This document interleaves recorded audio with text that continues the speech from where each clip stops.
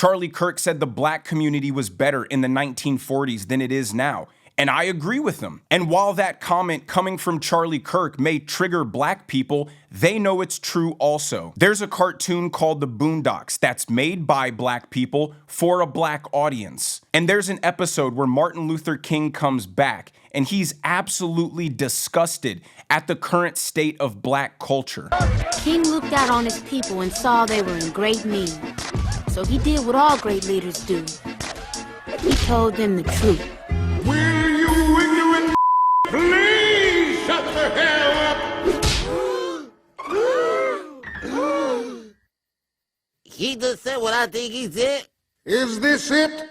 This is what I got all those ass whoopings for? I had a dream once. It was a dream that little black boys and little black girls would drink from the river of prosperity, freed from the thirst of oppression.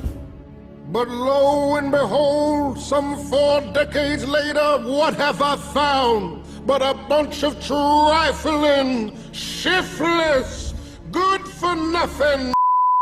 And this is a show made by black people. There was no white supremacy involved with that. It's because we're all aware that the black community then had much higher moral character. We were a united community. We were not killing each other the way we do today. We were respectable, dignified, God-fearing 2-parent household people. The rate of black children born into 2-parent households was equal, if not higher, than white families. Let me hit you with an uncomfortable stat. In 1830, white people had 60 times the wealth of black people. By 1910, that was down to 10 to 1. By 1950, 8 to 1. And in the 70 years since, after the magical Civil Rights Act, it's only down to 6 to 1. Black people were doing it. We were a self-sufficient, hardworking, industrious people. We rejected degeneracy. We prioritized intelligence. And people will say, well, after the Civil Rights Act, we still faced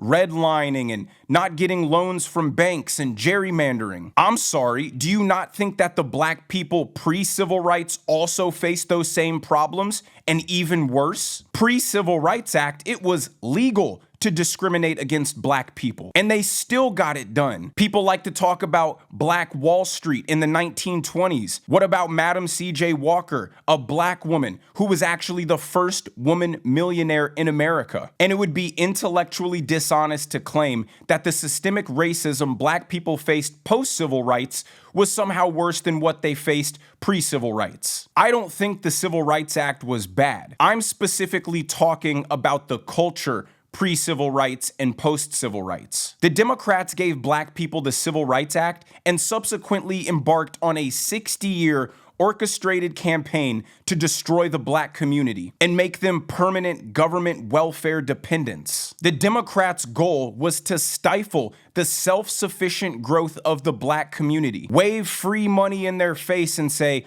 we'll pay for your housing, we'll pay for your food, but the caveat is you have to remove the man from your home. And as a cherry on top, the more kids you have, the more free welfare will give you. We should have seen the playbook from a mile away. And now black people are talking about they want reparations. Did you already forget what free government money did to the black community over the last 60 years? Of course you forgot. The same way you forgot that Democrats were the party of slavery. Democrats were the party of the KKK.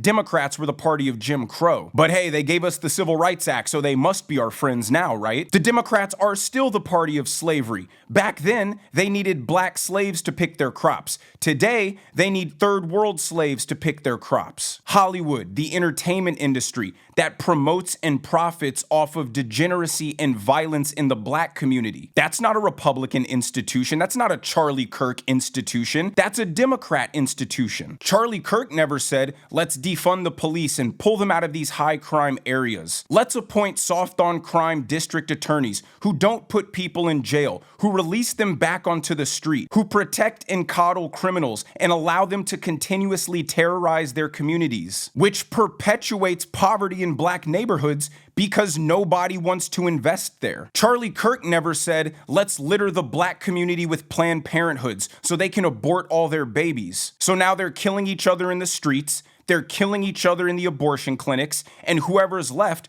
will just be poor government dependents. That, my friends, is a Democrat philosophy. Charlie Kirk told black people to get married, to have babies, to find God, to flourish. Charlie Kirk never said George Floyd deserved to die. Charlie Kirk said that American cities shouldn't have been burnt to the ground over George Floyd's death. White liberals used it as an opportunity to push a divisive narrative that racist police brutality was an existential threat to black people, when every piece of evidence related to George Floyd's death proves that wasn't the case. George Floyd's rap sheet is only significant because it's likely the reason he immediately started resisting arrest when approached by police. And what do you expect to happen when you're resisting arrest? He was saying he couldn't breathe before they even took him to the ground. And while that is something that police have to take serious, it can't be some magical phrase that prompts police to just let you go and take 3 steps backwards. The knee on the back of the neck maneuver was the exact maneuver that the police department told their cops to use.